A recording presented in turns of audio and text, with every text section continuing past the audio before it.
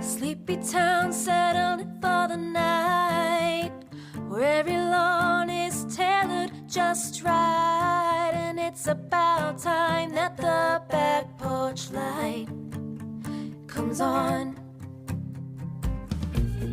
At that house down the street,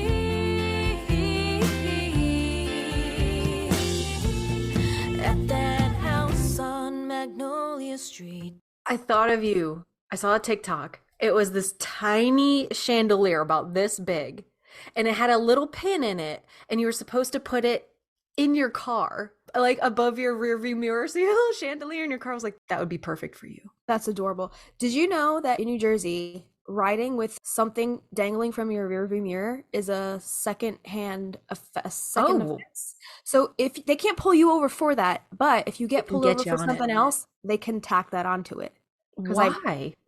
Is it obstruction of vision or something? Yeah, obstruction of view. So remember when I told you I got pulled over like a year ago? He said my registration was expired or something, so I had to like renew it. So I renewed it as soon as I went home that day. But as soon as he pulled me over, I had my little evil eye chain hanging from my rearview mirror.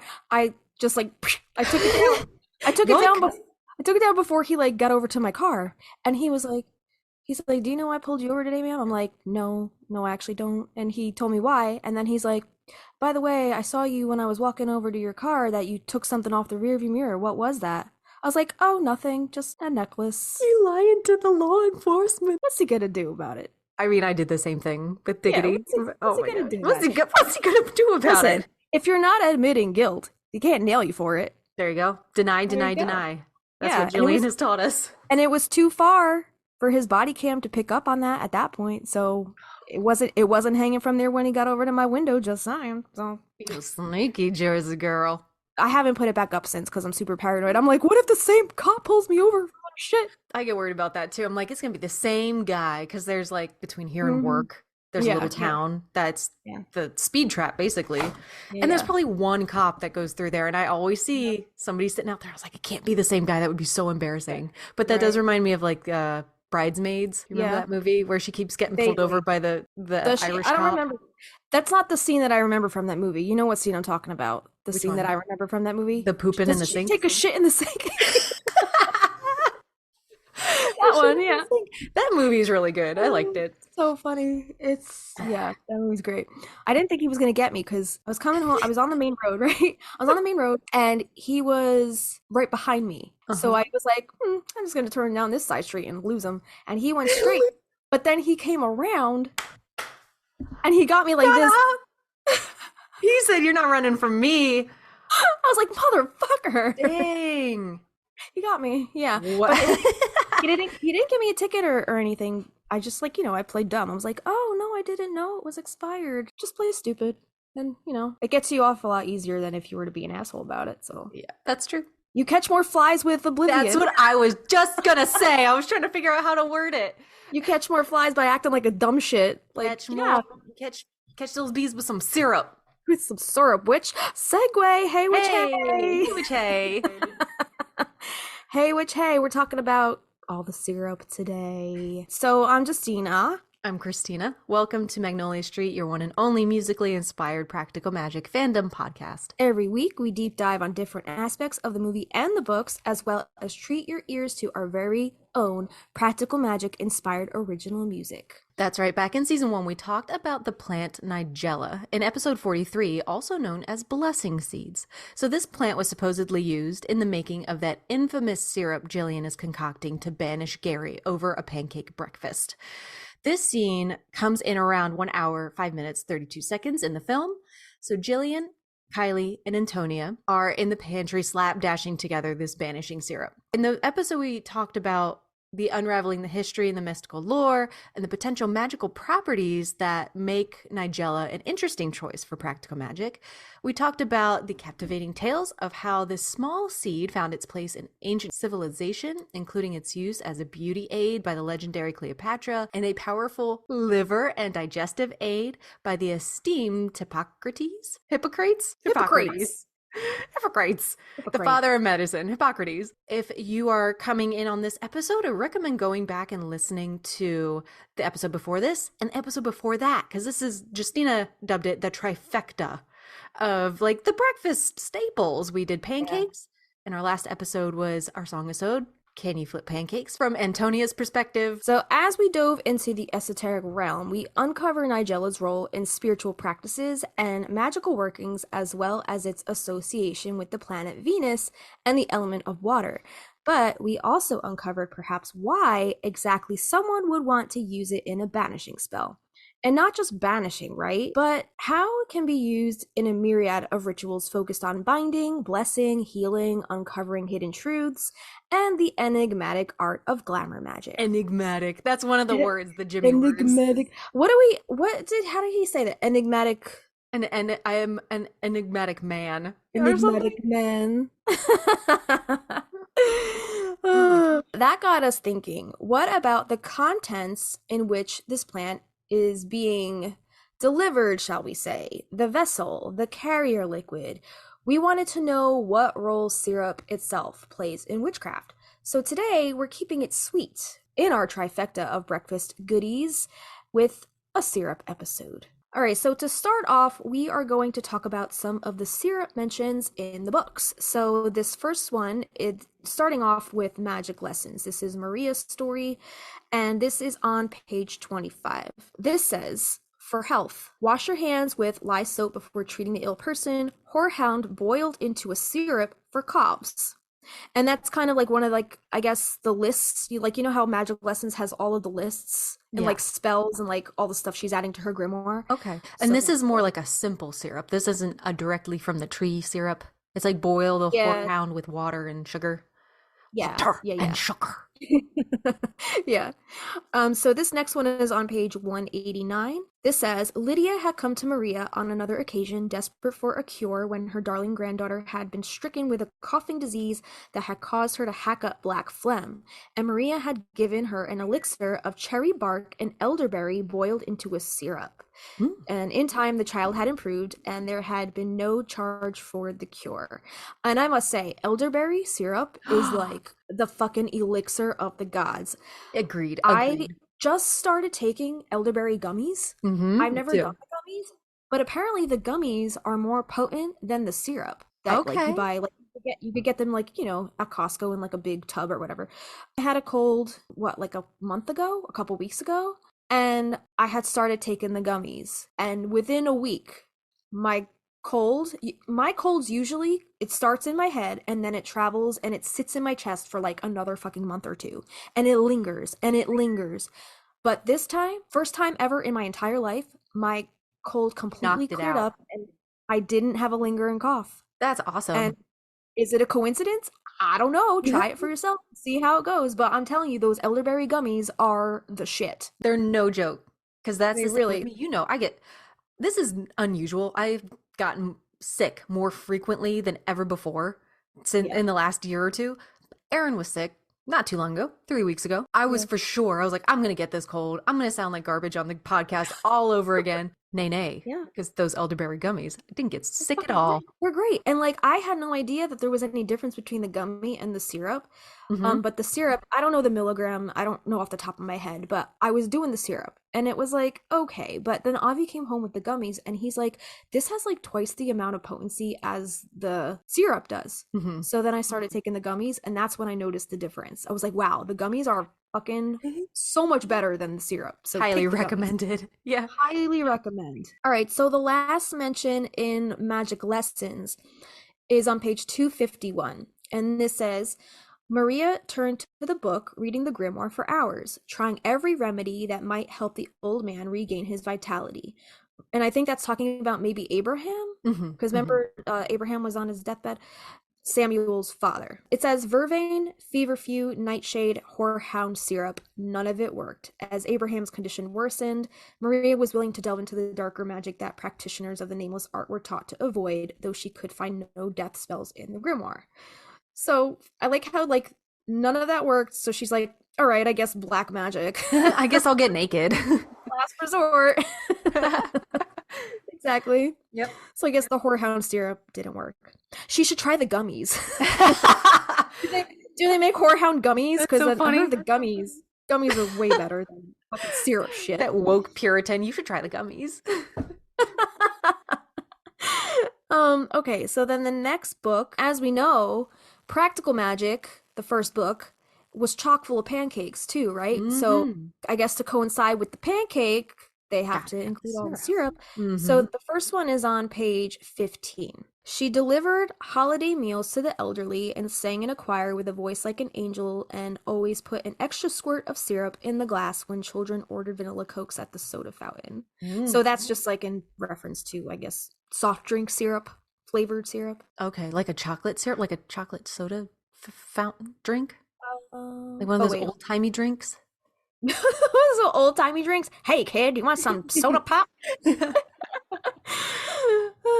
Yeah, it said vanilla cokes. So, like, I guess, like, vanilla syrup.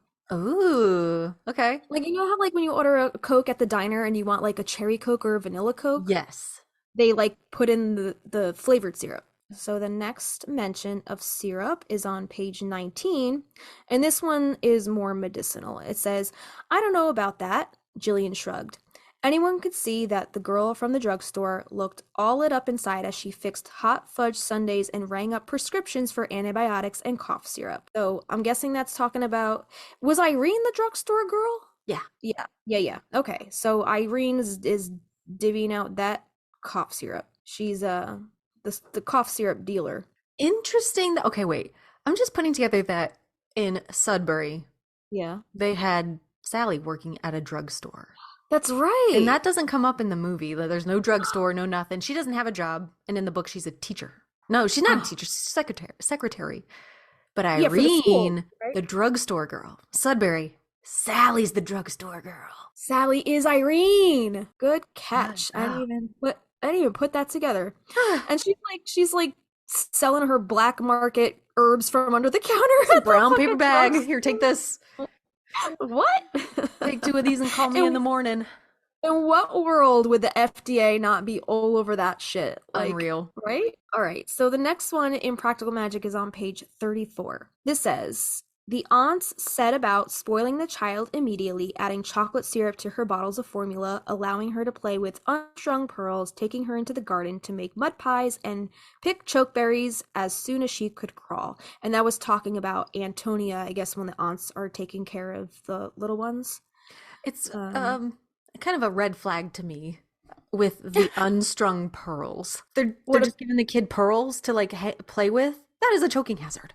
Yeah, you're right. I was thinking of like, you know, those plants, like those pearls, String of pearls. String of pearl plants. That's what I was thinking of because I was like associating the garden with, you know, what they were like. I'm thinking of their extraness and all their accessories. But you're probably right. I think what you said was probably more correct. All right, so the next one is on page 53. And this says, they began to complain about the heat, which made them too tired to even walk to the drugstore for ice cream sundaes and cold bottles of Coke, though they found the old woman who worked there fascinating, since she never said a word and could make banana split in seconds flat, peeling the banana and pouring out the syrup and marshmallow whip before you could blink your eyes. So syrup in this book, in the first section anyway, because all of these mentions that I just read are from the first section called superstition. You know how it's broken up into like superstition, clairvoyance.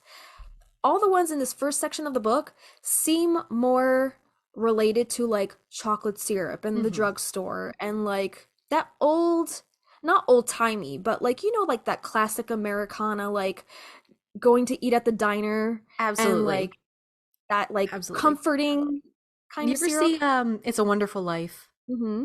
And when he's a little boy, I don't even remember his name. Jimmy Stewart's character. When he's a little boy, he works in a drugstore, but the drugstore also is like a soda fountain, and they also have like ice cream with toppings and stuff. Yeah. That's what it makes me think of. Yeah, we used to have one in New Jersey called I think it was called Woolworths. When my great grandmother was still alive, I was very little. We used to go, you know, into the center of town to go shopping and stuff, and we would go into the Woolworths and we would go, it was a drugstore. Yeah. But they had a diner, and we would always go for like a sundae or that's fun. A fountain soda or something like that. That's So fun. it's like that those classic like bits of like Americana, Totally. whatever you want to call it. It's just had that like old Nostalgia. Yeah. nostalgic vibe for sure. Yeah. So the next mention is on page 124. There's only three more in this book. And this one says, "Are you having a nervous breakdown?" Scott Morrison asks when he sees her at the ice cream parlor later that night. Scott is home from Harvard for summer vacation and is delivering chocolate syrup and marshmallow topping, as well as sprinkles and maraschino cherries and wet walnuts. So again, diner related chocolate, a Mhm. sundae syrup. It's not really like medicinal or anything like that. Yeah, the next one is also on page 123, and it says Antonia has been methodically cleaning the ice cream scoopers, which she's lined up all in a row. She hasn't even bothered to glance at Scott while he delivers buckets of syrup. Yeah, and then the last one is on page 173, and that says, "Come on." She grabs Kylie's hand and pulls her toward the back room where the cans of syrup and the mops and brooms are kept, and Scott is following. So every single mention of syrup in the first book, Practical Magic, all has to do with, I guess, diner syrup and sundaes and like sodas and not even pancakes. Nope. I want to Man. pick something out that you read earlier about, I'm guessing they were talking about Irene, but they were the woman who can make split a banana and make a sundae in no time flat. They called her an Yeah. old woman. A, I'm wondering who was talking, and B, I'm wondering how old the drugstore woman was when she went to the aunt's to get that spell. If at that point in the book they're calling her an old woman. I can't remember if they said because of the backfiring of the spell, if she looked like she aged more than she actually was. Because she was cursed, right? Didn't they curse Right. her? The aunts cursed her. So I'm wondering So you just think- like when her husband died and when she moved to Florida. Like, was she really ancient or was she middle-aged, just looking a little rough? Let me see. So, oh yeah, I don't know. Because page 53, that's earlier on in the book. So Yeah. I think that was before they even like cursed her to not be able to speak, right? Oh, ooh, okay. So I don't know. That's a good observation. Interesting. Um, I always pictured her as like a 20, 30-year-old. right. I also was under the impression that she was much younger in the book than she was in the movie. Agreed. But now it sounds like she's older in the book than she was in the movie. Because in the movie Agreed. she was like middle-aged woman, right? Sure. I'm not I sure. don't know. Maybe she Just is supposed to be older. it just stuck out to me. Yeah, good catch. I didn't even put that together. Yeah, so that was the last mention of syrup in the Practical Magic book. Again, no relation to pancakes and no relation to medicinal. All culinary. They're all culinary. Right. And again, like I think it's that nod to that nostalgic type of Americana kind of vibe. Yeah, white Um, picket fences, riding uh-huh. your bike. Yeah, those 50s diners, those greasy spoons. My mom and dad just went to one. She said they had a day off together. She still works. My dad's retired, but the one we have is it looks like one of those long diners with like the shiny metal on the outside. It's called the Soda Jerk. So if you're in Nice. Harrisburg or Hershey, it's in Hershey. So they probably have all the chocolate syrup over there. I haven't been there in so long. I remember they had like the jukeboxes at like all the tables. We have a place here called Johnny Rockets. It's still in the mall, right? But I haven't been there in a long ass time. But they used to, every time you played Respect by Aretha Franklin on the jukebox, because they had jukeboxes on all the tables, they would stop what they were doing and then they would dance and sing for you. I don't think they do that anymore. And then also we still have Friendlies. They still do like the ice cream, sundaes, and all the syrups and stuff like that. But then Book of Magic, there's no mentions of syrups at all. So those are about all the mentions of syrup. I thought for sure there would have been more in at least Magic Lessons with Maria and all of her medicinal witchcraft stuff. But I'm wondering if that's it's it. because sugar was harder to come by. Maybe it was more of Mm, like a commodity, like a hot commodity, in right. rationing. I don't know. I think it was for maybe more wealthy people. Yeah, maybe you're right. Yeah, so that's all the mentions for the books. And now we're gonna talk a little bit about different kinds of trees that you can get syrup from and that whole process on how to tap that ass for Tap that ass. All tap right. that tree for, I don't know shit about trees. I would love to know about trees. yeah. And I was looking at your notes, and some of your notes had a different name. Not like I'm thinking like maple tree, maple syrup, but you had a different name on here. I was like, is this right? But What there's was a, the cou- name? a sycamore, I think. Oh, Sigourney yeah. Sycamore Weaver. sycamore tree. Yeah. Yeah. a maple tree is part of the sycamore family? I have no idea. I guess so. We're going to find out. Yeah. There's a couple different varieties of maple trees. So we're going to talk about the varieties real quick. The sugar maple is probably the one we'll be talking about today. So this is known for its vibrant autumn foliage and is used for making maple syrup. There are red maples, and they're recognized for its red-hued leaves in the fall and adaptable nature to various soil conditions. There's the silver maple, noted for its fast growth, silver undersides of the leaves, and ability to tolerate wet soils. And Japanese maple. These are a popular ornamental tree with delicate, colorful foliage and a variety of cultivars available. We have a Japanese maple in the front yard. Aaron always wanted one. It's so small. It looks like a Charlie Brown tree. Our neighbors have one that's beautiful. It's like twisted and like bonsai looking. It's so pretty. Yeah, we have one right outside my office window right here. That's right. And Avi wants to bonsai it, and I'm like, don't do it. Don't touch it. Well, you know his track record with bonsaiing shit. He just kills it. He bought a couple like journals recently. Oh. And he was like, what should I do with these? Because he wants to use one to take to work with him for his notes. And then one, I guess, I don't know if he got like a 2-for-1 deal. He had like another one. He was like, what should I do with the other one? And I was like trying to give him ideas on like, you know, what he can use his journal for. And I'm like, you should use it as like a bonsai journal or something, like, you know, tracking your progress with, you know, your different bonsai trees. He's like, maybe he got 2 different colors. He got a green one and a black one. I was like, you should use the green one because it's like, you know, earthy and it's kind of like your bonsai. He's like, I think I'm going to use the black one because I'm just going to end up killing them all. It'll be all like their eulogies. Yeah. He's going to write, a eulogy for each one that he murders. So yeah, I thought it was really cute. Your tree is really pretty. It is really pretty. We actually just pruned ours because it was starting to get like really straggly looking. I guess all the dead stuff from the previous winter. And then once he pruned it, it just like sprung back to life. It's like it was so beautiful this past year. Nice. So I love our Japanese maple. It's also kind of like, it's not too low to the ground. It's got like a nice like little umbrella. Right. Yeah, it's pretty.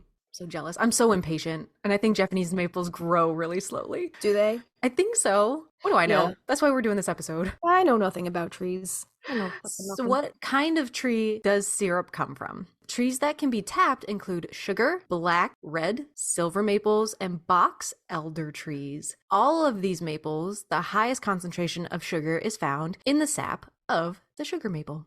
Generally, the ratio of sap to syrup for the sugar maple is 40-1. So 40 gallons of sap yields 1 gallon of syrup.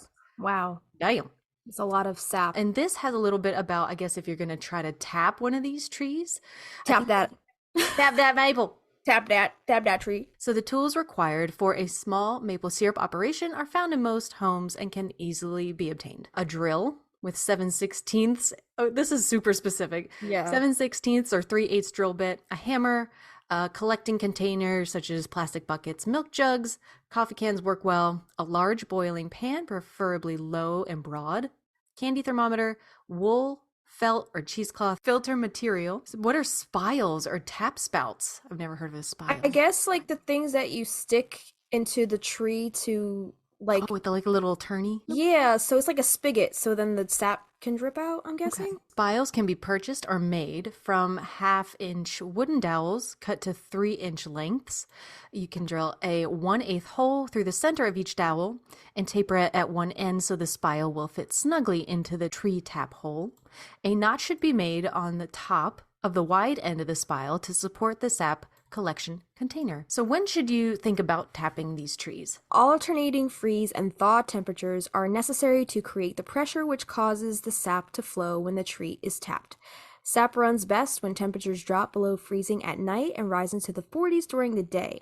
In Minnesota, these conditions typically occur during the months of March.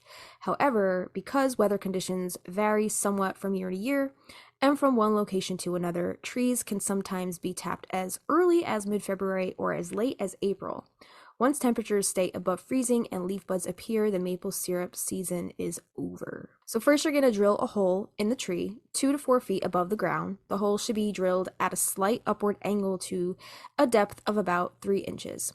Use a hammer to lightly tap the spile into the hole. Do not hammer the spile too far into the hole as it may cause the wood around the hole to split, resulting in lost sap flow. Hang a sap container from the spile. It is best to use containers that have a cover on them to keep out rain, snow, and other forest debris. Empty sap containers once a day and process sap immediately or store in a cool place out of direct sunlight until you are ready. And it is recommended that you have at least 10 gallons of sap before you start the evaporating process. That's a lot. Let's talk about how to recognize a sycamore tree, because I guess that's one of the types of trees that maple syrup can come from. So there are approximately 132 species of maple trees, most of which are native to Asia. So how do you tell if the tree you're looking at will produce sap for syrup? So first you're going to take a look at the leaves. So arranged in opposite pairs on the branch with deep indents creating 5 lobes. Then take a look at their foliage. They should have green top sides and gray-white undersides in spring and the summer, and yellowy, orange, and red in the autumn, and no foliage in the winter. And then the fruit of the tree are double-winged samara, which is a nut seed with 2 wings, which is kind of shaped like a rhinoceros horn. So like, do you ever see those like whirly gigs? We always they're like little helicopters that pass in the trees. We would like put them on our noses. Yeah. So that's your maple tree. Or sycamore, excuse me. And then lastly, you want to take a look at the bark, which should be brown and detaches in small angular flakes. So how do you find the right maple to tap? This is like a dating advice column. Get that maple and tap it. Tap that maple. So, first of all, you want to be in a place where the maple trees grow, obviously. So sugar maple trees grow in the northeastern United States and southeastern Canada. On the map, the green parts are places where sugar maple trees grow. This includes the eastern part of Minnesota, where the arboretum is located. Is that a type of tree, the arboretum? I think an arboretum is where trees are like kept and studied. Oh, okay. Like a place where you can go see like a shit ton of trees inside. So in the future, sugar maple trees might not grow in the same places. Scientists predict that climate change will make places farther north better for maple trees. Understandably so, because it's always freaking cold up there. They need the cold, yeah. Yeah. So this means that there will probably be fewer maple trees in southern Minnesota 100 years from now. Even within the northeastern United States, sugar maple trees do not grow everywhere. They have their favorite places to grow. Maple trees grow best in rich, moist, well-drained soil and on hillsides. They do not grow well in places where road salt or lots of traffic compact the soil. You can also find maple trees on the edges of old pastures and in neighborhoods because people like to plant them. Do you guys have a lot of maple trees down by you? We do, but I don't think any in the yard. Like, I don't see those spinny guys anywhere. Okay, yeah, well, New Jersey is riddled with maple trees. They're everywhere, but they're also kind of invasive. Like, every year, we have to go around the property and chop down or pull out some of the maple trees that just like, I guess the seeds spread or the birds like, eating from the different trees, pooping out the seeds, and then those plant new maple trees, and like they're sneaky too. They'll pop up in between like other stuff. Like we had some in our orange blossoms last year, and the year before that we had some growing up through we have Rose of Sharon on the side. So it like grows up between other stuff, and if you don't take care of it, like it can ruin the foundation of your house. And our next door neighbors that were actually telling Avi, because he was like trimming one day, and they were like, yeah, we had, just letting you know, we had to take out a big maple tree because it was like ruined. Jeez. Like running under their, I guess, I don't know if it was running under their pavement or whatever, but like, yeah, if you don't stay on top of the maple trees, they multiply. Okay. They're very invasive. My childhood tree was a maple tree. Oh, R.I.P. It got chopped down. Step 2, you look for maple leaves and helicopter seeds. Well, you were just talking about like those little helicopter thingies. So the easiest way to decide if a tree is a maple tree is to look at its leaves and its seeds. Maple trees have pointed leaves that kind of look like hands. A maple tree also has seeds that look and fly like a helicopter. Plant scientists call them samaras. I didn't know that's what they were called. What's the name of that Girl Scout cookie? Samoa? A Samoa. Okay. Yeah. Okay. Samara is the name of that girl from The Ring, the well girl. Is it really? Yeah. Weird.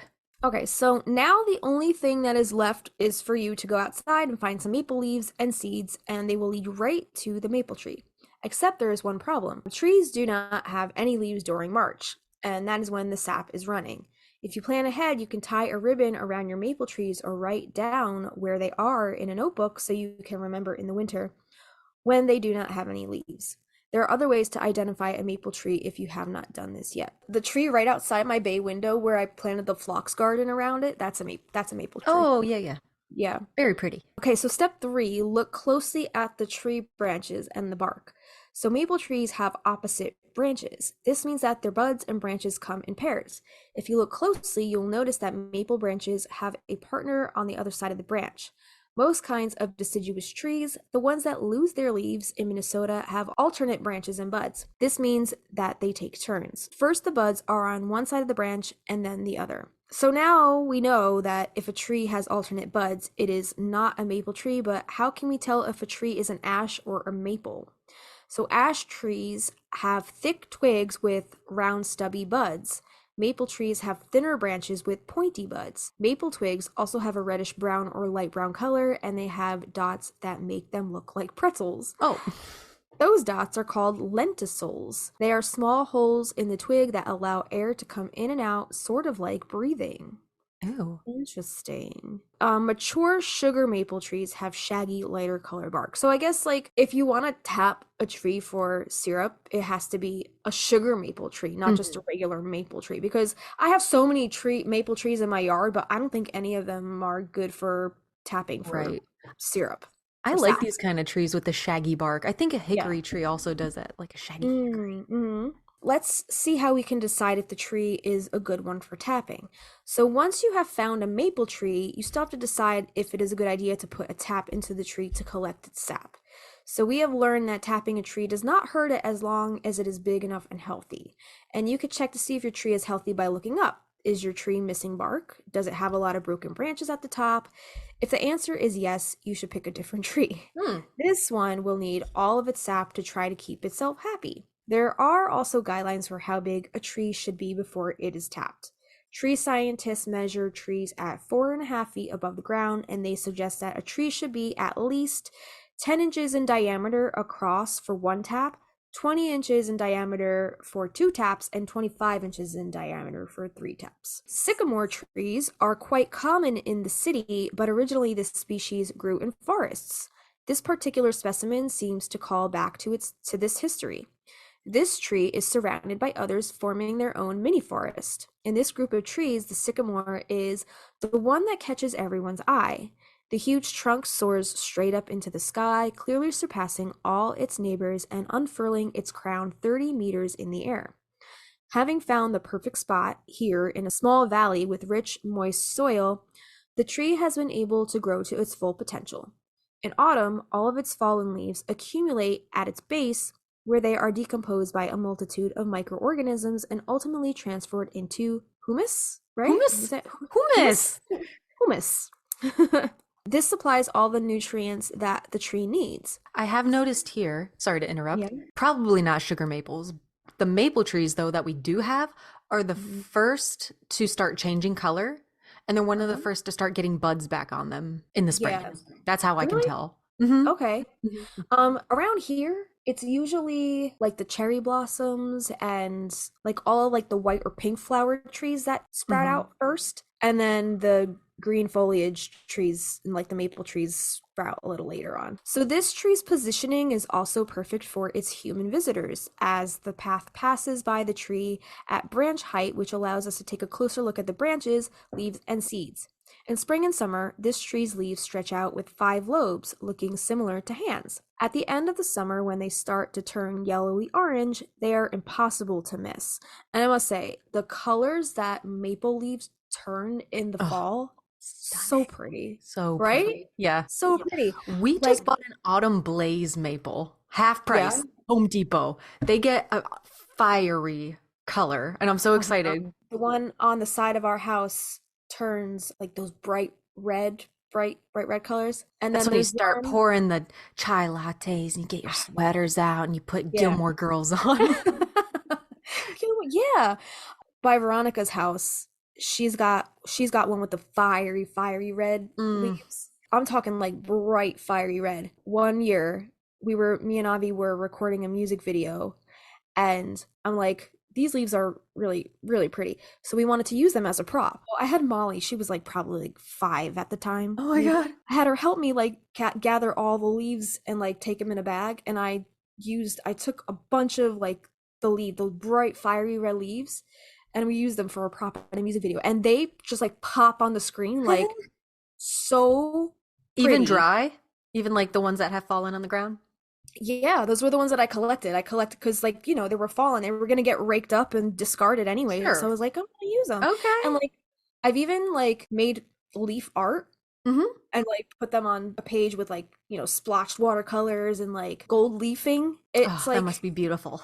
So pretty. There's a really good podcast I'll send you. I think it's called Ologies.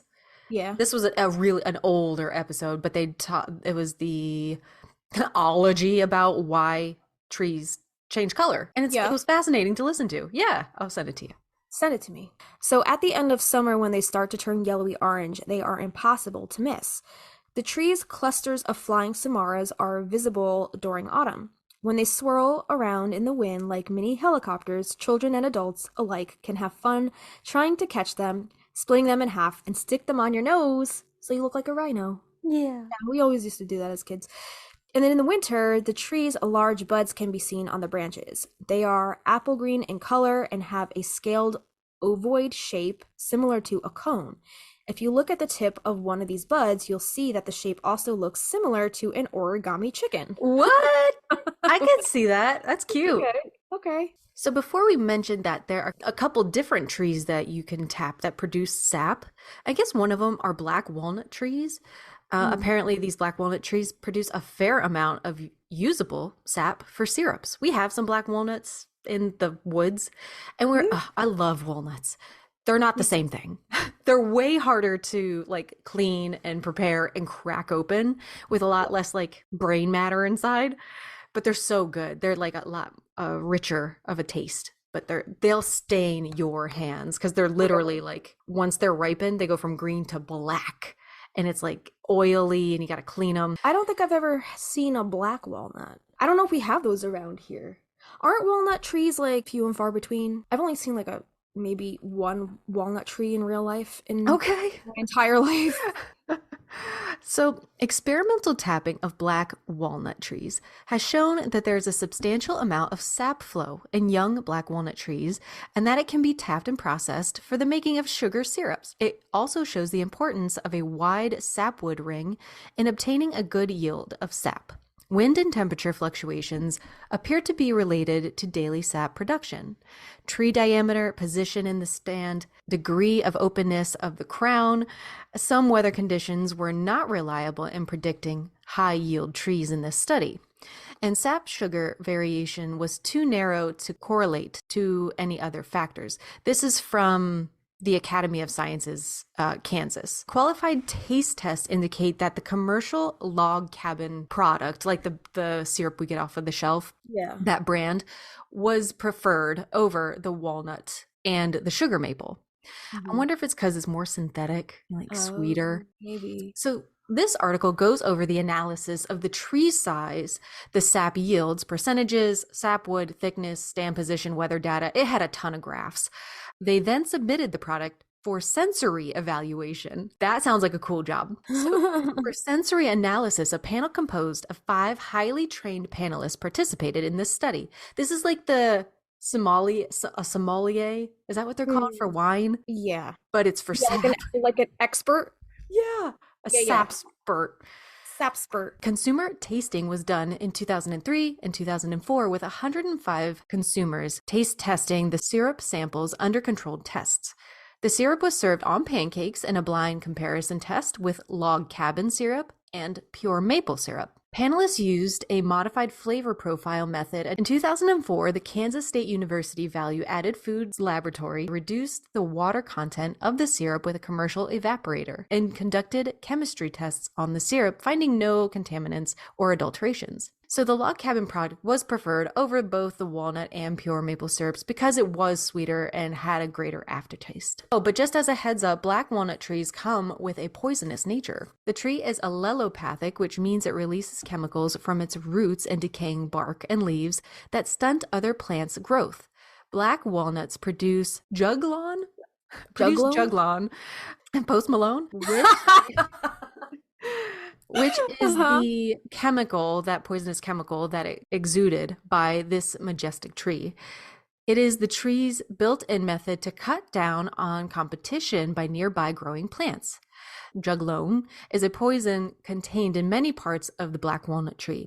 A variety of issues arise from this chemical, but there are no reports that can be found that anyone has experienced juglone poisoning from finishing or trying black walnut syrup. So it sounds like the tree itself has this poisonous effect on other trees around it, but when it's processed into syrup, it's fine. So, an account of a sort of sugar made of the juice of the maple in Canada from 1683 to 1775. This is a Gestor link. The savages of Canada, in the time that the sap rifles in the maple, make an incision in the tree by which it runs out, and after they have evaporated 8 pounds of the liquor, there remains 1 pound, as sweet and as much sugar as that which is got out of the canes. Part of the same sugar is sent to be refined at Rovin. The savages have practiced this art longer than any now living among them can remember. There is made with sugar a very good syrup of maidenhair and other capillary plants, which is used in France. That was like a not Jenga. What's the one where you have to make the words? Scrabble. Oh. That was a Scrabble thousand letter points. I thought you were gonna say magnetic poetry, like, you know, when you like put the words around. Oh, yeah. Totally. On the side of the fridge. Yeah. Totally. Yeah. All right. So, Culpeper. We've talked about him before. Yes, we right? have. Okay. Nicholas. So, some herbal medicinal qualities. This says Culpeper's coverage of the maple trees suggests that the maple strengthens the liver and opens obstructions of the liver and spleen. Hagender's coverage of the maple suggests that the Chippewa used a decoction of the bark to treat sores. The Mohegan to cure coughs, and Salagi used the silver maple bark for sore eyes, cramps, and other gynecological problems. There really isn't a lot of coverage about the maple in most modern herbals, which is pretty surprising. And that's from thedruidsgarden.com. So as far as risks, it says, unfortunately, sugar maples have seen quite a bit of decline due to logging of forests. They're slow. Can you do this in Pete's accent? For later. In the Twin Peaks. Yeah. Isn't that a logging mill or something like that? Mm-hmm. Yeah. Sugar maples have seen a decline due to the logging of forests. They are slow growing, and faster growing trees like birch will often come up in their places after a forest is logged. Sugar maples are also not very tolerant to pollution, including soil acidification and acid rain.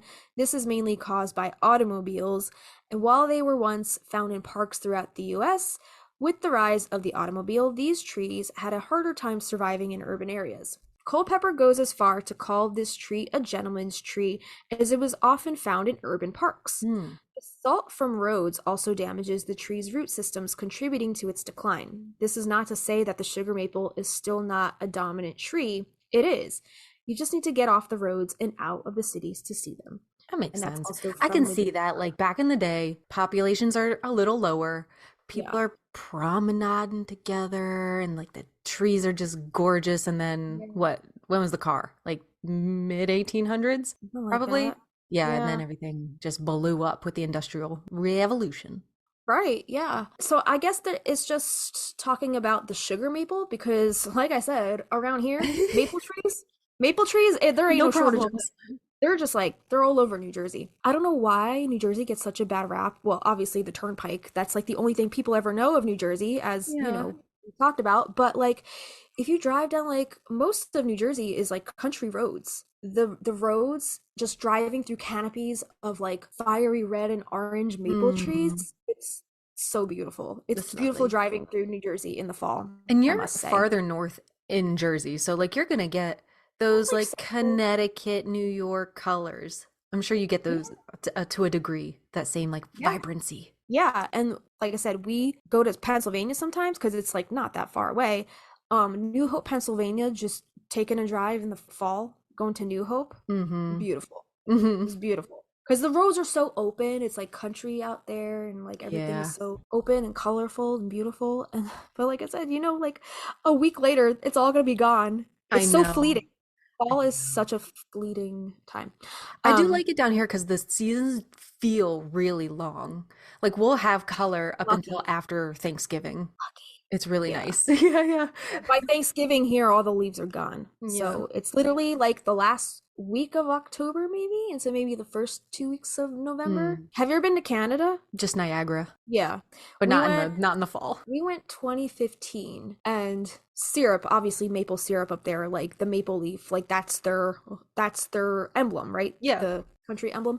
Oh yeah. Oh, by the way, I have a maple leaf tattoo. Oh god, because my mom's French Canadian. I'm like, is she?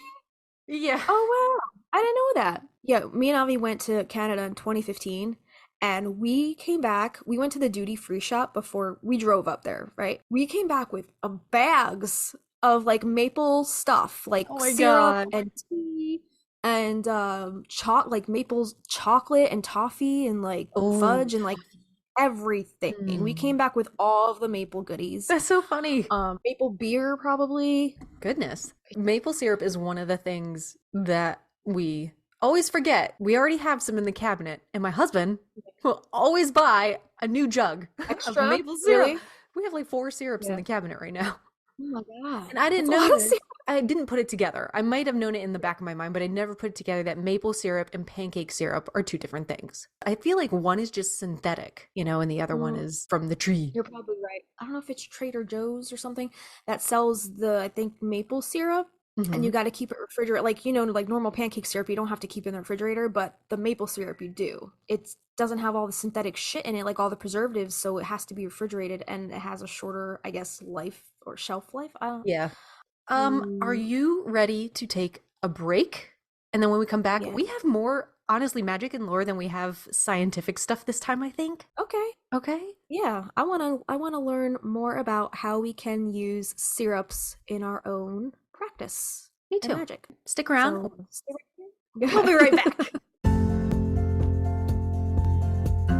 Hey, little witches. The Stinas here. If you've been listening to our podcast for a while, you would know how much we love using the Practical Magic Inner Witch Oracle deck by Grounded by the Moon. And now we want to share the magic of Grounded by the Moon with you, our listeners. Joseph Benitez Egerton, the creator behind Grounded by the Moon, would like to offer this very special 10% off discount to all who wish to experience the magic of his Practical Magic themed tarot and oracle decks. But that's not all. He also creates other divination tools like tarot workbooks, deck bags and altar cloths, pendulum kits, oil blends, cleansing sprays, smoke wands, teas, and ritual kits. And let's not forget about his custom handcrafted all-natural soy candles, where every candle is hand-poured and personally infused and charged under the light of the moon. They even come with a crystal. And did we mention all of the ingredients in the candles are ethically sourced? All of Joseph's offerings are just so magical. So go visit groundedbythemoon.com and use the coupon code Magnolia Magic for 10% off your entire order at checkout. That's MAGNOLIA MAGIC. So get your discount today. All right, so welcome back, everybody. We're going to do a reading from the Practical Magic Inner Witch Tarot. We are going to veer from the Oracle a little bit today and read from this because I guess this is more in line with what we're talking about today. And this is Joseph's tarot deck. I think this deck is now for sale on his website, groundedbythemoon.com. So if you want to check that out, you can get 10% off your entire purchase if you use our coupon code Magnolia Magic. So definitely check out his all of the stuff on his website. So this card is the 6 of Cups, but it's called 6 of Water. So he uses the name water for his cups suits. And it's got 6 little vials of what look like syrup, right? It looks like they could be little tinctures or little vials of syrup, maybe. Yeah, all different colors. All different beautiful colors. So the keywords on this card is choices, daydreaming, desire, wishful thinking, fantasy, and illusions. That's perfect for Jillian syrup. Right? Yeah, wishful thinking, like she's trying to wish Gary away. Totally. Yep. So this card says, an empty chalice is waiting to be filled with the potion of your choosing. So many choices and options. Is what you desire what you really need? The story we weave between our inner and outer world requires a careful balance of dreams, fears, and real experience, and so no two cups will ever taste the same. Don't get lost in the clouds thinking too much of daydreams and illusions. Pay attention to the signs and symbols in your dreams, for they can help your decision making. I'm guessing this card has to do a lot with decisions and not being clouded by what may sound too good to be true, right? Go with your gut and don't be distracted by things that might be more clouded in illusion. It's almost like doing a reading for yourself and reading it the way you want it to turn out as opposed to how the reading says it's going to turn out. Right. So that was cool. That was okay. First time using our tarot, the tarot that Joseph provided for us. That's great. Right. I just feel like we keep pulling the same cards from the Oracle. I do too. Trust in our gut when it comes to the topics and what we think we should pull. I'm totally for it. Right. Let's get into some magic and lore. So National Syrup Day is actually in December. It falls on December 17th this year, 2024. That's weird that Pancake Day is in February, but Syrup Day is in December. Exactly. I thought it would have been more in March when you would tap a maple tree. Right. Yeah, that's a not little the case. counterintuitive. Right. Yeah, and in the early spring, the magic of the maple begins when the temperatures drop below freezing at night, but the temperature goes above freezing in the day. The sap of the sugar maple begins to run. It rises up from the maple's roots, bringing sweetness and nourishment to the tree. So it's like earth juice. Like that's basically right. It's basically being soaked up into the roots and processed within the tree that we get to enjoy. So cool. Right. When the tree starts to bud and the temperature gets a bit warmer and the land awakens like in Imbolc, which we just had, the sap ceases running for the year. This person says, I've been honored to be a part of a maple sugaring operation. And this is from the druidsgarden.com, by the way. For the last 2 years, it has given me yet another perspective on the beautiful sugar maple tree. In fact, I was just out there today enjoying the smell of the sap as it boils, the dripping of the sap into our buckets, and the community surrounding what we affectionately call the sugar bush. Cute. That is cute. So some folklore, symbolisms, and description. So the maple tree is connected with strength and wisdom. In folklore, maple trees are associated with strength, endurance, and wisdom, often seen as sacred or auspicious. They're connected with protection. Maple leaves have been used as a protective talisman in various cultures, believed to ward off evil spirits and harm. And their connection to nature. Maple trees are regarded as symbols of nature's beauty, resilience, and the changing seasons, especially in autumn. And that's from the magicalspot.com. So this next little bit is from marblecrowblog.com, and this says, Maple's genus Acer is Latin for sharp. This is due to their very unique pointy leaves. An Abenaki story tells how maple syrup once flowed freely from trees. It came so easily, people would lay on their backs and just let the syrup run right into their mouths.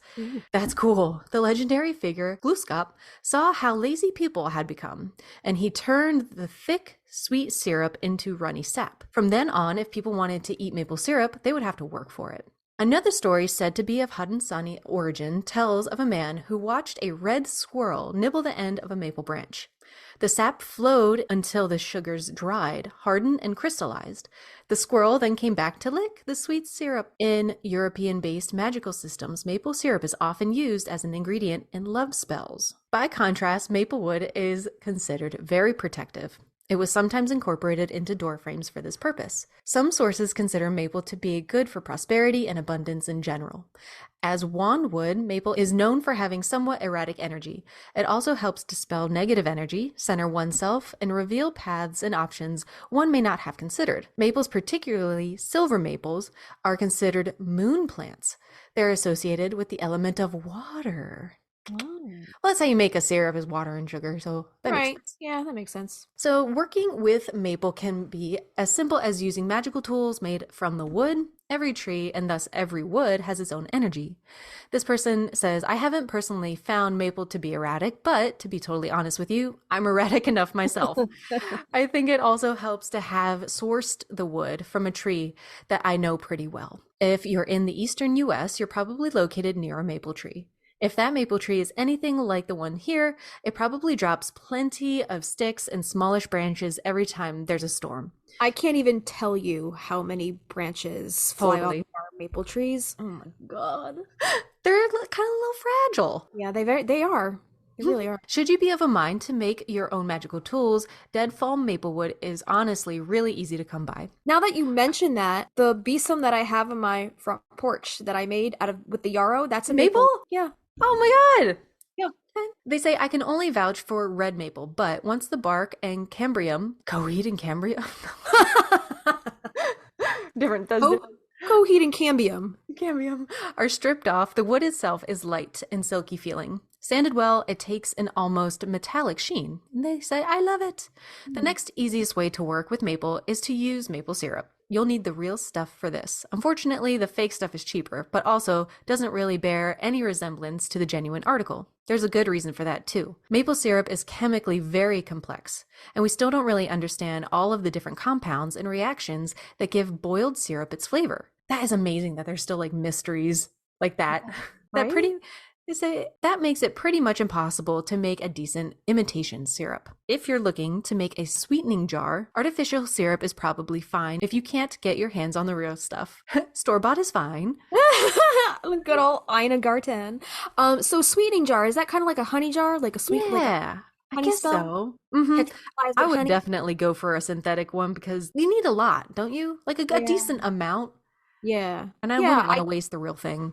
I guess it would kind of be like similar to like a raw honey, Mhm. maybe like a local honey. Like those are always way more expensive because Sure. like they're artisanal, right? Yeah. There's there's a beekeeper that in your town that's doing all that shit by hand and pouring all that shit by hand. It's not your Costco jug. It's not those honey bear jugs of syrup or honey that we get. Yeah. We were had- in Tractor Supply over the weekend. They have a beekeeper corner. What? Like they have beekeeping shit in like the back corner. I was like, wow, that's cool. I'm surprised you're not into the beekeeping thing because you have a lot of space on your property for that. Dude, I totally would, but I Yeah. would feel awful if anything happened to them Mm. or to anybody.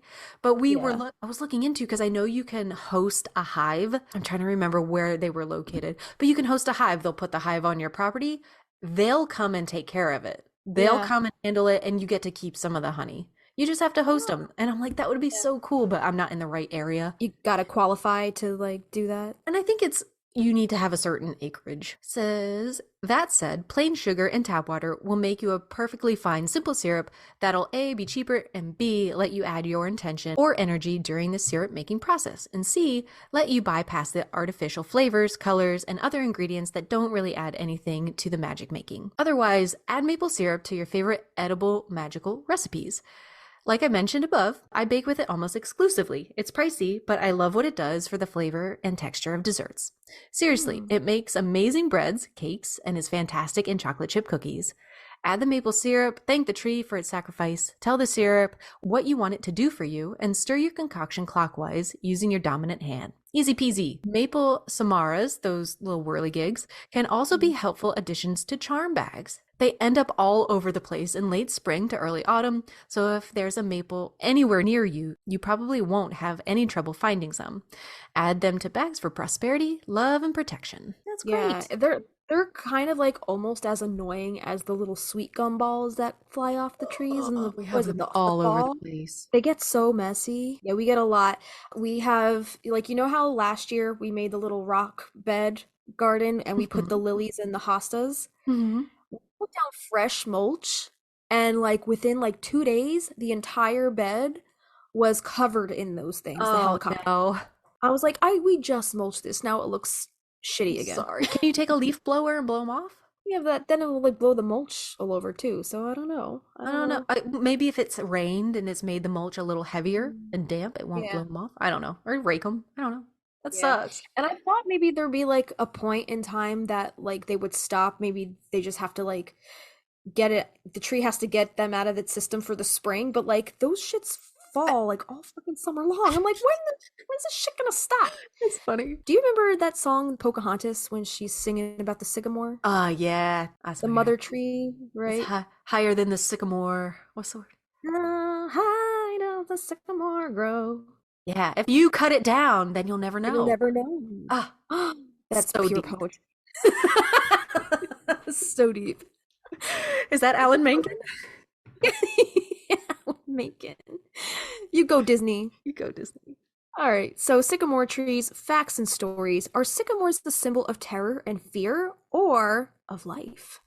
And this article is from woodwideweb.be.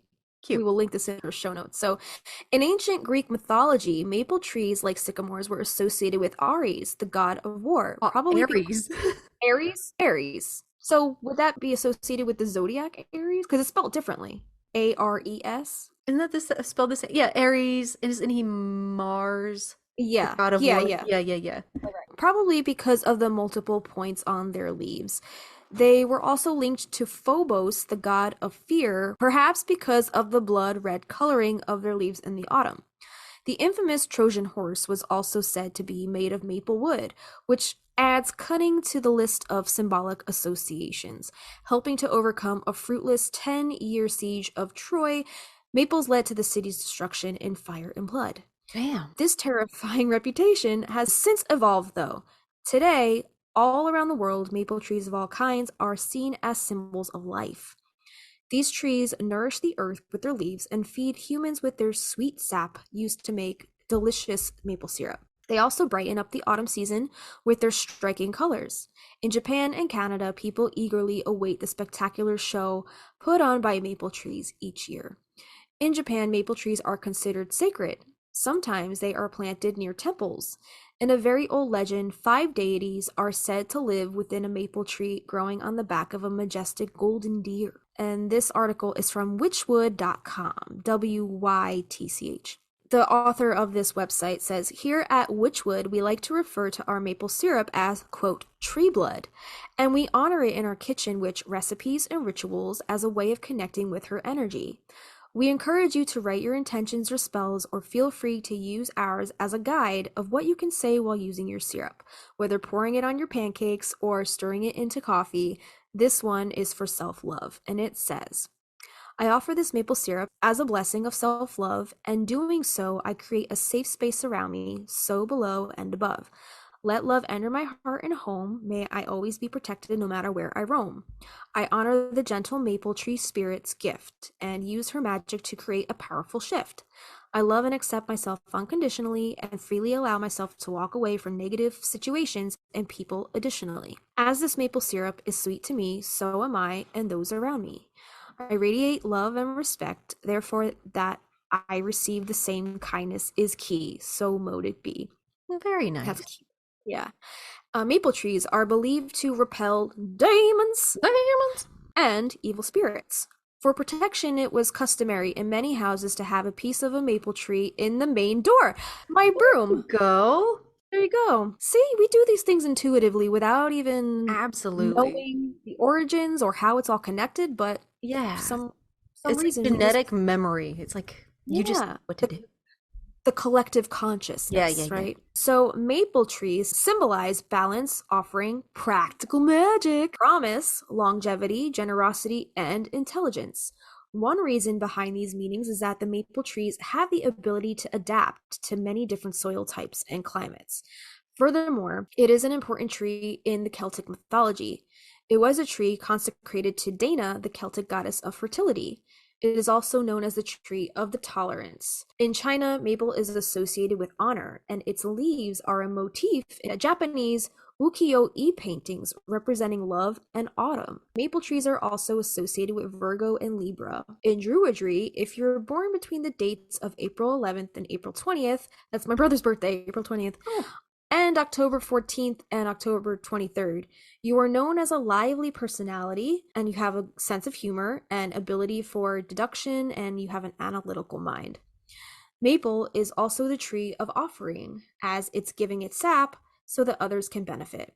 Therefore, it makes a great gift for the magical person in your life. Early settlers in the US Northeast and Canada learned about maple syrup from the Native Americans. There are various legends that exist to explain the initial discovery.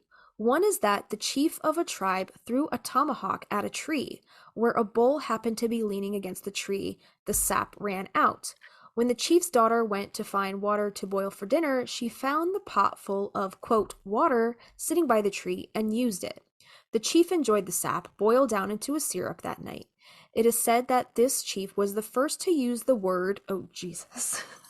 Wait, let me pronounce this. Sinzi buckwood, which means drawn from trees. Native Americans often use this word to refer to maple syrup. Early Native American methods of sap collection involved cutting a V shape into the bark of the maple tree and placing a wedge at the bottom of the cut. Sap would flow out of the wedge and into the baskets that were placed at the base of the tree. The sap was collected and slowly boiled until it became syrup. At this point, they would allow it to cool and it would be kept in baskets.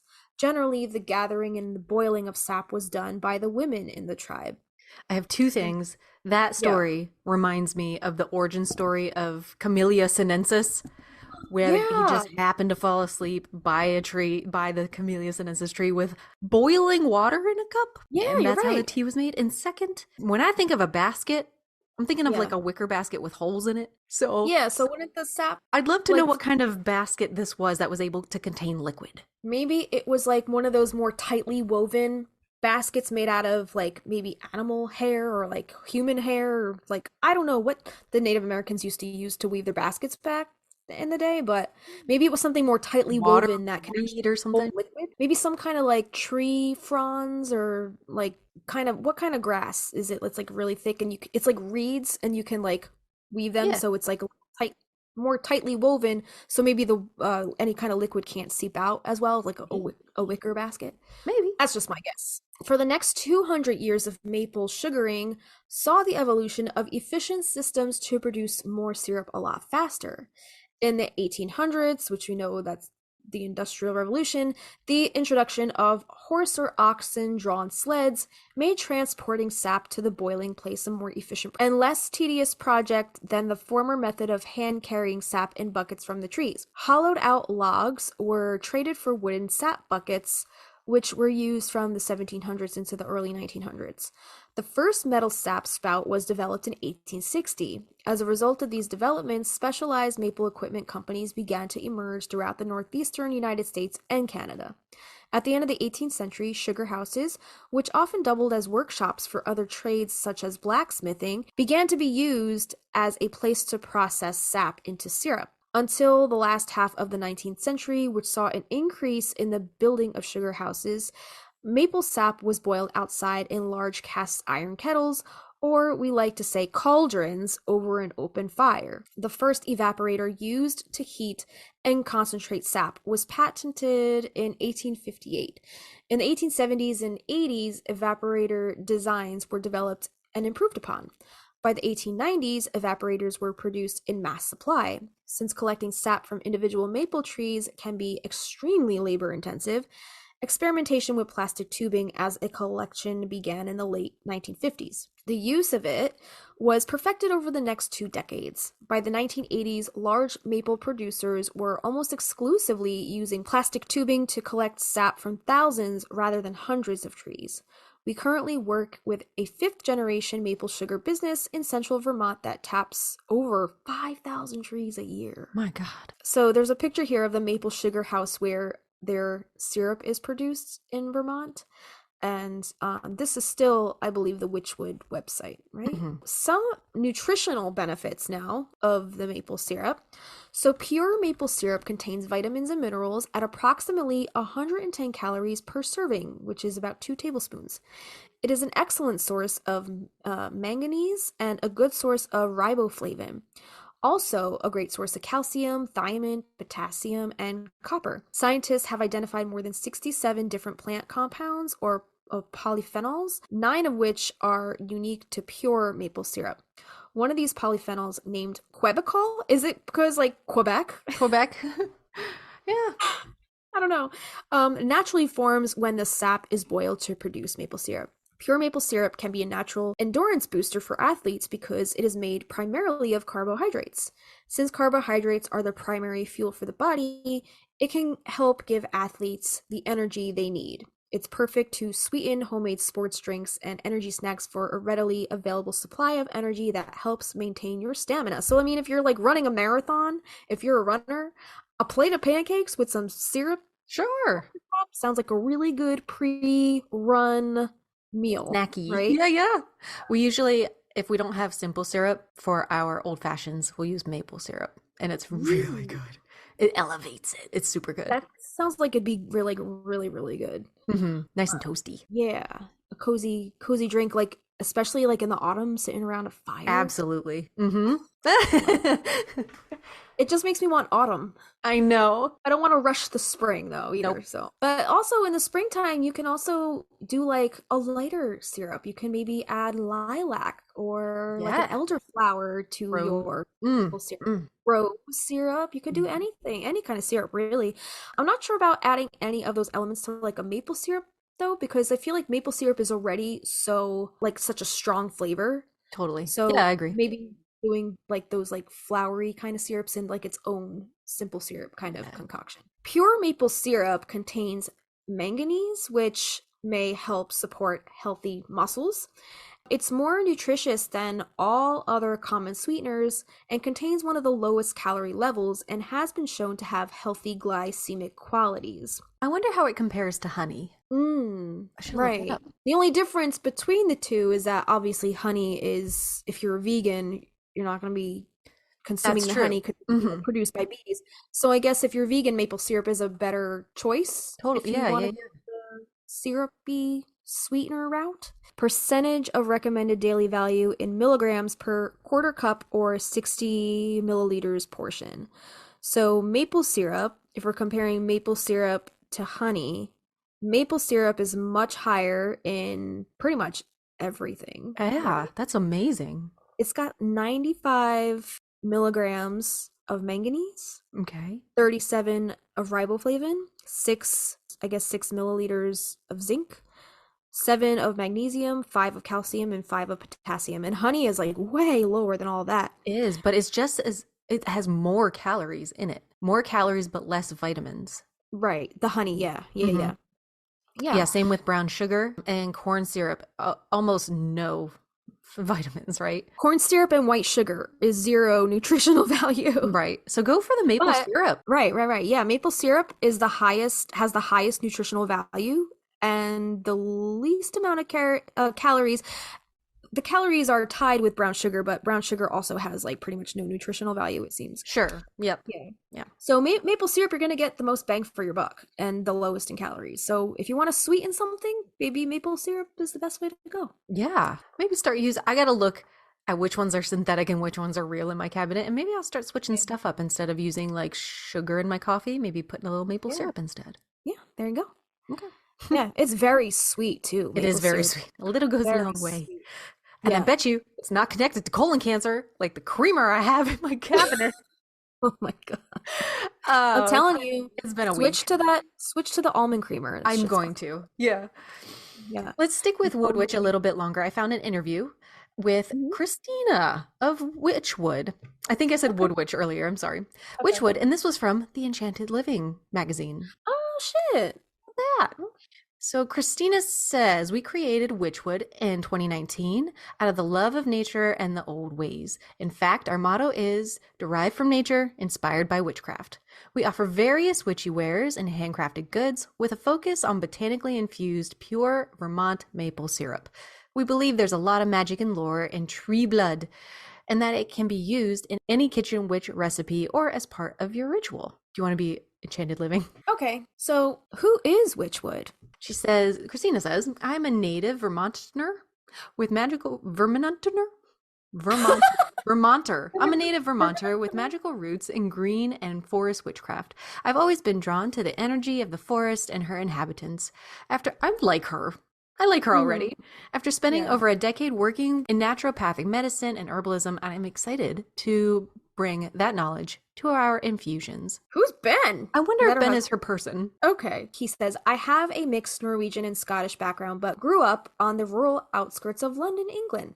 My practice is more shamanistic. I call on the Norse gods and spirits to aid me and others, and am excited to bring my knowledge of mythology, animism, and heathenry to Witchwood. Enchanted Living asks, what is so magical about maple syrup? And Kristina says, as with everything in life, maple syrup holds energy. Trees are inherently grounded and rooted in nature, and we believe that as you consume maple syrup, you're also getting some of those benefits. Consuming the energetic wisdom held in the tree blood can only be a magical experience. It's important that in comparison to other sweeteners, it's very minimally processed, sustainable, environmentally friendly, doesn't harm other animals in its manufacturing, is not mass-produced, and supports small businesses. So Ben says, to us, it is as natural as water, and due to the fact that it is produced by living trees grounded deep into the earth, it is so much more of a beautiful thing than what is made by the hands of men. It has a deep and profound meaning, which is why it is so good for rituals, rites, incantations, chants, invocations, spirit walks, trance work, and spells. So Enchanted Living asks, how did you guys get started making your own? And Kristina says, I grew up in Vermont. I'm going to get this thought out. Wouldn't maple syrup with a little bit of I know you don't smoke pot, but a little bit of oil or wax, like the CBD or THC wax and a little maple syrup, that would be freaking good. Real quick, totally off topic, but this past week I went for a massage on Friday. Girl, when I tell you, I wanted to upgrade my package because I have so many packages. I was like, I just want to use up packages. So she's like, okay, well, we can give you the Himalayan salt massage, and then we can add some CBD oil to your massage. How was it? I've never had CBD oil in a massage before. I was dead on that table. I was just I was gone. I left my body. It was out of amazing. Office. That's awesome. It was amazing. Yeah. And the lady that I had was probably the best masseuse that I've had in a really long time. And she was so intuitive. I could tell she was a healer. This lady was a shaman. She was just very soft spoken, and she kind of assessed the situation before I laid on the table. She wasn't just okay, I'll be back in a couple seconds, just face down and I'll be back. No, she talked to me before my session, and she was so where are your your tension areas, so then I'm gonna do this and then I'm gonna do this, and she explained everything, and she explained the amount of pressure she was gonna apply, and it was just it was a game changer. You gotta remember her name for next time. Specifically ask for them. Her name was Minnie. After my massage, she told me your muscles are very sensitive to pressure. So she was so I went really light with the pressure, and that's not going to change the, I guess, impact of the CBD. Exactly. She was some people think that more pressure means more effective, but it's not the case with everybody. So she's I just maintained a very light pressure, and the CBD oil is going to penetrate deep into the tissue. And she explained to me the whole process of why harder pressure doesn't work, and I'm just this lady is blowing my mind. That's awesome. I was very, very happy with my experience. But the CBD oil, if you ever go back for a massage, get the CBD oil and the rocks. You will leave your body. And they tell you not to shower or wash it off when you go home. Sleep with it, because it's going to help you sleep. It's going to penetrate deep into your muscles. So I did that, and I slept pretty good that night. So that sounds fantastic. Good. I don't think I'll ever go back from a regular massage. Okay. She says, I grew up in Vermont and have always enjoyed pure Vermont maple syrup. My family home has many acres of maple trees, also known as sugar bush, that our neighbors tap to create maple syrup. I was performing a bath meditation one day when a eureka moment happened. She has them too, just like you, in the shower. That we could take something so natural, so organic, so pure, and imbue it with magic to aid people in their daily lives.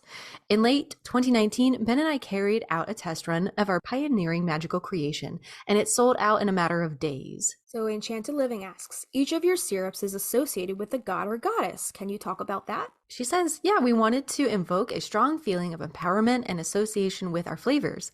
Having a god or goddess, a pagan celebration, or folklore icon brings a certain energy to every bottle that otherwise it wouldn't have.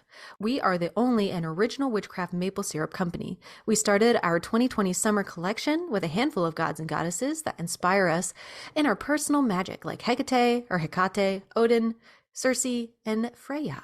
I love that. Me too. Enchanted Living says, they ask, how did you come up with your various flavors? So Ben says, well, we had to dig into the lore to find something in nature that represented the divine or spiritual aspect on the front of the bottle, something that accompanied the intention placed within the syrup. As a part of our autumn launch, we're offering a syrup based on the voodoo Haitian god Baron Samedi, and we blended organic mango and spicy habanero, both foods of Haiti, as well as popular offerings to the Baron. Our focus is to invoke magic in our customers and inspire them to push their own boundaries in their kitchen witch recipes. We are pioneering a new way to enjoy maple syrup. So Enchanted Living asks, we understand you use syrup for more than pancakes. What are some of your favorite uses? Kristina says maple syrup is so versatile. We are coming out with a, quote, magic of maple cookbook with Imana of Magical Food Department, who took the photos on this site, we'll link it, to show how it can complement many different recipes. We also believe that our blessed maple syrup allows us to constantly imbue a sacred substance that cleanses us internally on a spiritual level, like sage and mugwort spice, due to our external environment when we hollow a circle. Our favorite use would be within a ritual as a libation to the deities and spirits that aid us in our quests with our intentions. And then they include, on this site, you can go check it out. Their bottles are really cool. Their art is beautiful on each of the labels. It's a different one. They have Hecate or Hecate, Poseidon, Circe, Odin, Bloodowid. I wonder who and Freya. illustrates these. These are so cool. They're beautiful. Absolutely beautiful. Just black and white line art. On the, beautifully illustrated. And they're wax dipped. The top is like Maker's Mark wax dipped. That's so cool. Yeah, very neat how they're packaged. I'm wondering how that mugwort syrup is. Like, does that make you trip balls? Right. Tripping balls with some pancakes. Okay, you can kind of see on the front what they are. Hang on a second. So the Hecate one is chocolate. The Poseidon one is rum barrel aged, probably rum. Yeah. Circe is lavender and lemon. Odin is bourbon barrel aged. The one I can't pronounce is Violet. What is her name? Bloodwood. And Freya is fig and vanilla. Nice. Which one would you try? I was just gonna say, I think I would try the Violet. I'm really partial to like the florally kind of. I like the Odin one. Because it's your kitty cat. Yeah. Oh, he's gone. All right, so Enchanted Living asks, what are some of the lesser known benefits of maple syrup? So Ben says, what many people don't know about maple syrup is that it is considered a health food and quite nutritionally dense, which is what we discovered before, right? Yeah. In correlation with all those other syrups and your brown sugar, basic white sugar, corn syrup, it seems to like stand up pretty robustly. Yeah, it's an outlier. Right, yeah. He says, we don't recommend guzzling a gallon of syrup, of course, but even athletes are using small amounts to provide energy to their workouts. It's full of minerals, and not only is it high in antioxidants, but every spoonful offers nutrients like riboflavin, zinc, magnesium, calcium, and potassium. So Enchanted Living asks, what are some of the rituals you perform with the syrup? Ben says we use a lot of Norse magic in our rituals, so Odin and Freya get used a lot. Odin is very esoteric and represents ecstasy in Norse trance work. I pour our Odin syrup into a bowl and place it by my feet to allow the smell to rise up into my nostrils while I work myself into a trance state. I may have incense burning also that will complement it but not mask it, such as cedarwood. I can even use it combined with the ash of my last ritual to paint runes and sigils on my body to help further declare my intentions when going on the spirit walk, or to send out my animal spirit, which he says my Fylgja, Fylgja, to source knowledge. That would, if your wallet can afford it, using this not just like for its flavor, but in magic, that being your carrier, what he was saying is mixing, I guess you wouldn't need a lot. It's so freaking sticky. A little bit of the maple syrup with ash from your ritual and using it to draw sigils, especially on your body. Okay, like this is kind of deviating over into like love magic, but not ash, not mixing it with ash, but maybe cinnamon sugar. Ooh. Mixing those two together and making it like a little love ritual between you and your honey. Then they can maybe enjoy it off your body and absorb that into themselves. Maybe. I don't know. I've been reading a lot of smut, so. Kristina's horny, everybody. So all right, it's getting hot in here. It's getting hot in here. Woo! So, Kristina of the Witchwood says, libations are also a great way to use the syrup in rituals. It's a great way to attract divine energies and spirits to your magic. For a more witch-based ritual, we would pour it into a chalice, receive some ourselves, and then place some form of plant into the mix, and also some ash from the fire pit of our last ritual, or another ritual where we had similar intentions. If there is a particular food that we wish to offer, for example, bread for Lunasa, then you can coat the bread with the syrup. Oh, that sounds good. Partake of some yourself, then bury the rest in the ground as an offering. At Samhain, you can use it to dress your ritual candles. There are many ways a witch can utilize it. All you have to do is match the intention with the deity or aspect. We feel blessed to share the syrup with our customers and to watch them use it in a new and unique way. I love that. It's beautiful. I love that for her. Have you ever used like ash or anything from your fire pit in your spell work? I have. Well, I usually take it and put it in the garden, but the ash from my the burning bowl, I'll use it for different things. What about you? I used it a couple years ago I made some black salt. Oh, so nice. Charcoal. Obviously, it's not the kind of not culinary black salt, but just reserved for spell work black salt. Totally. So I mixed in some of the charcoal from a fire pit, and then use like sea salt and some kind of, I think, marigolds and rose petals, and then I put in some essential oils that were appropriate for the season. Since I did it around Samhain, I think I used like clove and any kind of like autumnal spice. I use it for that. It smells so good. I still have a jar of it in my. I was going to ask you, how do you like keep it? Just in a glass jar? In a mason jar, and it should keep. It's just salt. Why don't you tell us about some Native American folklore?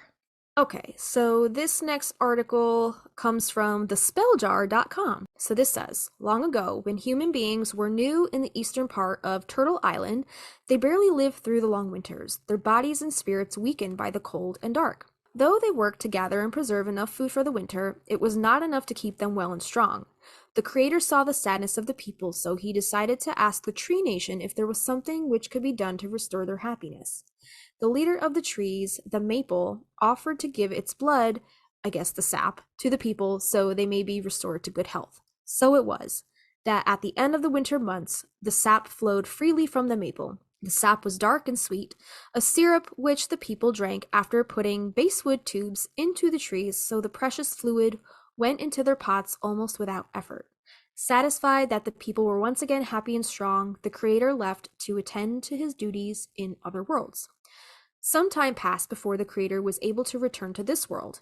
It was once again the end of winter with snow still on the ground. He went to one of the villages only to find it empty, the longhouses cold with only ashes in the fire pits. He saw that there were tracks leading into the nearby woods which he followed. Soon he came upon a maple bush, and there, scattered about on the ground, were the people, with wooden tubes connecting the maples and their mouths. They were drinking the syrup from the trees until they could no longer stand. Even their dogs were laying on the ground, their paws raised to the sky with their own tubes into the trees. The Creator saw that the people were ragged and the children uncared for. He was very upset. He aroused them from their slumber and said that he would change the way in which the syrup was to be taken from the trees. No longer would it flow brown and thick, but the people would have to make offerings to the maples. tap its sap, and then work to make it into syrup and then sugar. By doing so, they would come to appreciate this great gift. So I guess that's like a Native American, like Aesop's fable, like a fable. Like it teaches you how to not take things for granted. Doesn't maple syrup come out clear from the tree also? Is that? Yeah, I guess maybe it's in like the processing that it turns that dark color. The cooking. So this next bit is from the druidsgarden.com. So the maple as a gift, that takes work. So this says, the maple was one of the only sources of sugar for the native peoples. As such, it was seen as a gift from the creator. While the maple is a gift, the native tales are clear that this gift takes work, which we were just talking about, in the form of collecting sap and boiling it down to make sugar. In Gluskabe Changes Maple Syrup, the creator had originally had sap flow from the trees as rich and thick as honey. One only needed to break off a branch and the sap would flow out at any point of the year. However, Gluskabe, whose job it is to report back to the creator, comes across a group of people who are fat and lazy, who abandon their village and instead lay down in a maple grove sipping sap all day. So is this like their whole take on gluttony? Like, you know how the Christians have their own like gluttony, I guess? Yeah, yes. I can see that. And in this, I don't know, this sounds almost identical to the other one, but we have another character, like a messenger character, Gluskabe. Who's delivering. Yeah, okay. Yeah. I'm on board. So Gluskabe was instructed to fill the maple trees with water each day for a full moon cycle. And now people would have to work to have the sweetness of the maple, and they would only have it for a short time in the spring to learn the error of their ways. At the end of the story, the people worked to turn the sap into sugar by burning cedar and making white birch buckets, using the magic of those two trees as well. So I wonder if that's why in the last bit, the interview that we read, Enchanted Living, when Ben said he burned cedar, because it's like tied to maple syrup through lore. It could be. Yeah. I don't know. Yeah. So the work of the maple sugar is also found in the Seneca legend, Woman Who Fell from the Sky, where the maple sap is changed to keep people from living too easy. In another legend, the sugar maple gets help from Woodpecker, who helps him by pulling out the grubs that are under a maple's bark. Later, Woodpecker is dying of thirst during a drought, and Maple allows him to drink by pecking holes in the tree. Oh. Maple sugar was seen as a delicacy by the Native Americans. In several tales, babies appear sucking maple sugar.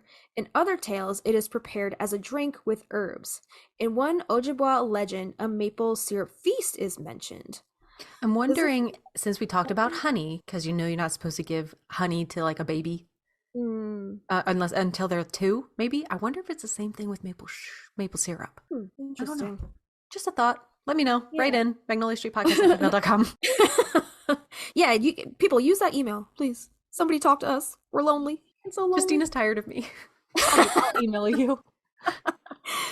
So honoring the maple tree in ritual, in order to keep the maples producing the sap, Native Americans did maple ceremonies to ensure good sap harvests each year. These were typically done right as the sap began to flow from the trees. These ceremonies usually involved having everyone gather around the tree, addressing the tree in ritual language, and offering the tree tobacco incense. This reminds me quite a bit of apple orchard wassailing. Oh yeah. What is that? Do you remember me that's where we get wassail, like the drink from? Remember me telling you about that show, the Victorian Farm, and the guy whose whole job is to be the folklore expert. He took them out to like an apple tree orchard, and basically like the wassailing was either singing to the tree or hitting the tree or something to get like the bad spirits, the bad fairies out so they could use the tree. I want to be him. I forget. We talked about this did we talk about that in another episode? Probably our Apple episode. Was it the Apple episode? I never knew that wassailing was like a whole ritual done with the tree, but we actually bought like a package of the wassail spice, like the pre-blend or whatever, at the Biltmore estate when we went to visit my cousins. What do you mix it with, or what do you do with it? You could heat up some wine on the stove and mix it with some like hot like wine or even hot cider. You can mix it with anything really. It's so good in like a cozy hot beverage, like a spiced like holiday beverage. Nice. So, where did we leave off? Okay, so maple as a gentle tree. When talking sticks are made out of maple, it is said to represent gentleness. And the fiery red leaves of maple represent blood. The reason that maples turn red in the fall can be explained by chasing the bear where a long bear hunt ends with the hunters piling up sumac and maple branches and butchering the bear upon the branches. In another version of this legend, hunting the great bear, reported by Hageneater, the long bear hunt happens each year. The four brothers, who make up the constellation of the Great Bear, finally kill the bear, and the bear's blood falls down from the sky and turns the maples red. And that is from the Druids. All of those are from the druidsgarden.com. And let's spring off of that with some spell work, some more options for spells. This is from Kate Fuller. So the color of the day, she put maroon. Incense of the day is cinnamon. So this spell, she says, the sweetness of maple syrup and its association with warmth and growth make it perfect for love spells. Maple syrup is basically the blood of the maple tree. The sun warms the tree in late winter and the sap starts flowing through the tree's veins. The sap is collected for making maple syrup, sugar, and candy. Charge a bottle of local maple syrup with love and use it the following ways. You can add a small dab of syrup to your bath water, along with some rose petals or lavender for a refreshing romance, attracting bath. You can make some maple cookies in the shape of hearts and serve them to your loved ones. You can pour some maple syrup in a pretty jar and add lavender and rose petals to it. Let it sit for a week, then give it as a gift. When the recipient eats it, they will ingest loving energy. You can use maple syrup as a sugar. Lastly, she says you can carefully dribble the syrup into the snow in the shape of a symbol or sigil that represents love, such as a heart or an X. Let the snow melt and carry your sweet wishes into the earth. I like that one. I love that. Yeah. This other one is from thespelljar.com. This is one idea for maple syrup in your magic would be to lovingly ask the spirit of the maple syrup to soothe something that is troubling you and shift it into something sweet, a positive outcome. This is what I have to do in therapy. It's called reframing. So you take that negative thing and you spin it like a politician. All right. So maybe you should try this maple syrup release spell. See if I it works. think we're on something. Here we go. Step 1, get a small glass vial. It says, visit the Dollar Tree for a pack of small vials for only $1.25. Number 2, on a small piece of paper, write what is troubling you or draw a symbol for it. Number 3, roll up a small piece of paper, put it in your vial, and fill the vial with maple syrup. Maple syrup is expensive, hence the small vial. Number 4, close the top tightly and take the vial in your hand. Number 5, place it right against your heart and firmly speak your troubles to the beautiful spirit of the maple. Ask her lovingly to shift what is bothering you or to provide you with the healing wisdom or change in perspective needed to move forward. Ask that what is sour is transformed into something sweet like maple syrup. Number 6, thank the loving and gentle spirit of the maple tree. Take a moment to pour your love into the vial as an offering to the beautiful spirit of the maple tree who gifted the sap to make the syrup. Number 7, place the vial on your altar and feed the spirit of the maple syrup through lighting a candle. You can get a 7-day candle also at the Dollar Tree for $1.25 for at least 3 evenings. A couple of hours each night should do it. Don't leave the candle lit overnight. Continue to set your intention and give gratitude each day you light the candle. This website's nice and thrifty. I like how everything's on the cheap. On the cheap, exactly. Yeah, so let's talk about some syrup in dreams. Syrup dreams bring a sense of nostalgia to your life. You might be thinking about things from the past that you want in your present life. You should not occupy yourself with things that happened years ago because they will never manifest in the same way in your life. Appreciate the good memories and use your experiences from the past to improve your present life and work on your future. Isn't that what you were saying with the practical magic being in the first story? It was just very wholesome, very nostalgic, very sweet Americana. Yes, absolutely. Focus more on the present and the future.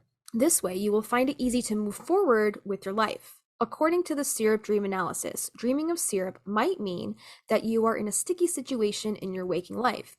You need to invest your time, energy, and resources to get yourself out of a problematic situation. If you cannot handle problems on your own, seek guidance and help from others. The syrup dream symbol means that you are going through a frustrating time in your life. It might also be a sign that you are dealing with people who do not understand you. Do not allow anyone to make you feel overwhelmed and stressed. Focus on yourself and how to best live your life. Dreaming of maple syrup is a sign that you will soon enjoy the fruits of your labor after a period of suffering. You should be proud of yourself because you never gave up on yourself. Keep doing what you're doing and great things will manifest in your life. Based on the Syrup Dreams Dictionary, dreaming of syrup signifies being mindful of your expectations. Do not overdo things because you might make impulsive decisions that you will regret later. Isn't that what our card was? Yeah, or yeah, not to be clouded by illusion. Yeah, don't have those rose-tinted glasses on. Right, yeah. Seeing syrup spilled in your dreams signifies good fortune and good luck in your endeavors. And that is from sunsigns.org. So do we have anything from Brasidia, Ryan? We today? do.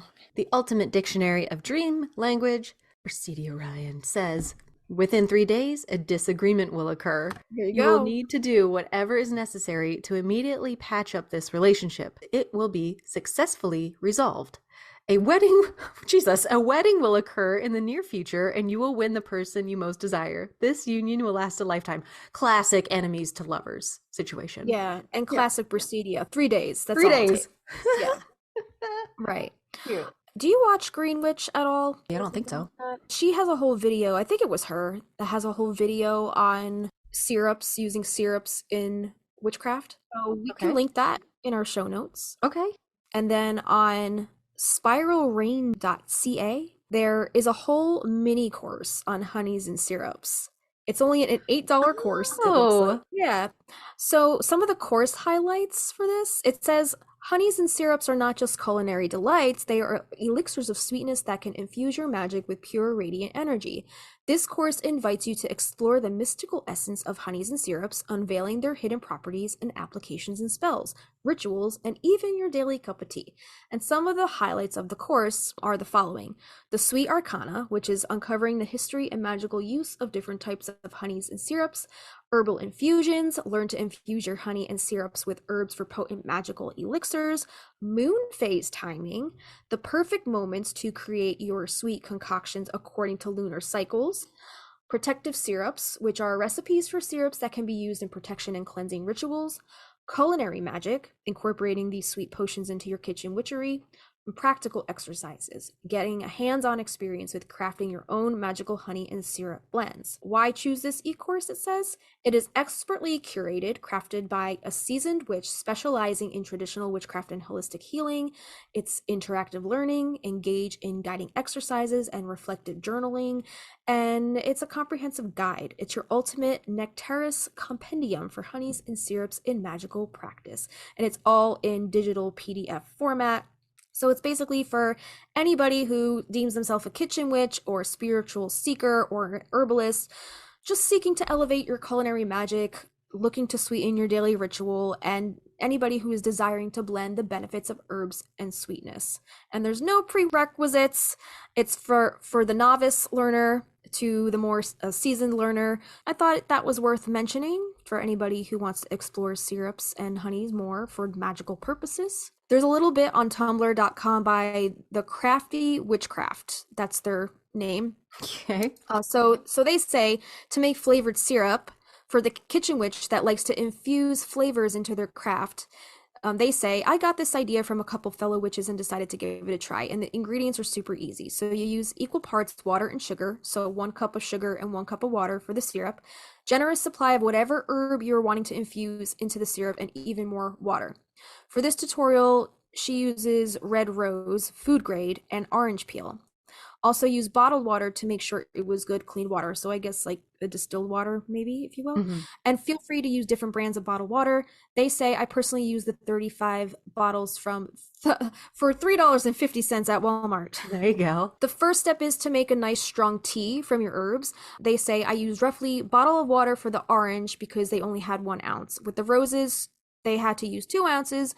So they use roughly a bottle and a half of water. You bring the water and herbs to a boil and stir it regularly. Let it boil for around 5 to 8 minutes, then remove it from the heat. Let it steep for an additional 5 minutes. You can cover it or leave it uncovered. It's up to you. Also, sprinkle in a minute amount of salt to infuse a little cleansing and protection into your syrup.